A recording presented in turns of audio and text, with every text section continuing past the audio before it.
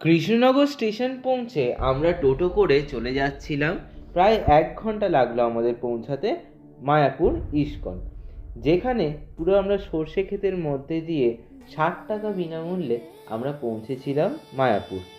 সেখানে মোটামুটি আপনারা একটু দর কষাকষি করে নেবেন, এবং ডিটেল ব্লগটা আমি আপনাদের দিয়েই দেবো আর কিছুদিনের মধ্যে। তো চলুন, সেখানে আমরা পৌঁছে আমরা জানেন যে ঘর আমরা 700 টাকায় বুক করে গেছিলাম, সেটা আমাদের গিয়ে থাকতে হয়েছিল 1000 টাকা। কিন্তু সেটাও আমরা বলবো আমরা অনেক জোরসে বেঁচে গেছি। এটা আমরা ছিলাম হচ্ছে শ্রী চৈতন্য মঠে, যেটা মাসির বাড়ি নামেও পরিচিত।